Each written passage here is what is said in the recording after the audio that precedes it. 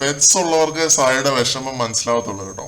പുള്ളി ഇപ്പോൾ ലൈവില് സ്നേഹയോട് ഇങ്ങനെ പെരുമാറുന്നതിന് പുള്ളി ഒന്നും പറയാൻ പറ്റത്തില്ല. കാരണം ഒരുപാട് വർഷക്കാലം പുള്ളി പെറ്റ് ചെയ്ത് വളർത്തിയ എന്താണ് ആക്സോ ആ ഒരു പട്ടിക്കുട്ടി മരിച്ചുപോയി എന്നൊരു വാർത്ത സായി സ്നേഹയിലൂടെ അറിഞ്ഞു.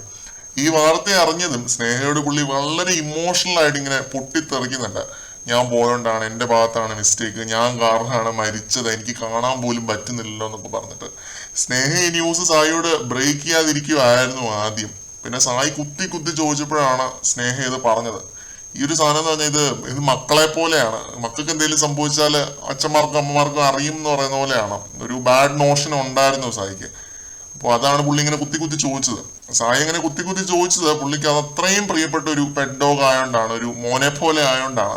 ആ ഫീലിങ്സ് നമ്മൾ മനസ്സിലാക്കുന്നത് കേട്ടോ. കാരണം പെറ്റ്സ് മരിച്ചുപോയ പലരെയും എനിക്ക് അറിയാം. അതൊരു വളരെ മോശം ഒരു സിറ്റുവേഷൻ ആണ്. പലരും ഡിപ്രഷനിൽ വരെ ആയിട്ടുണ്ട്. മക്കളെ പോറ്റി വളർത്തി അവര് മരിച്ചു പോകുന്ന പോലത്തെ ഒരു ഫീൽ ആണെന്നൊക്കെയാണ് ഞാൻ അറിഞ്ഞത്. സായി പിന്നെ കുറെ നേരം വാഷ്റൂമിലൊക്കെ പോയി ഇരിക്കുന്നുണ്ട്. സ്നേഹ കരയുന്നുണ്ട്. പുറത്തേക്ക് ഇറങ്ങാനൊക്കെ പറഞ്ഞിട്ട് പോയി വിളിക്കുന്നുണ്ട്. കുറച്ച് സമയം കഴിഞ്ഞാണ് സായി ഇറങ്ങി വരുന്നത്. ഇപ്പോഴും പുള്ളി വിഷമത്തിലൊക്കെയാണ്. പിന്നെ ഇപ്പോൾ ലൈവിനകത്ത് മറ്റേ കഥ പറച്ചിൽ സെഷനാണ്. അപ്സരയുടെ അമ്മ സംസാരിക്കുന്നുണ്ട്. മറ്റൊരു അപ്ഡേറ്റുമായിട്ട് വീണ്ടും കാണാം.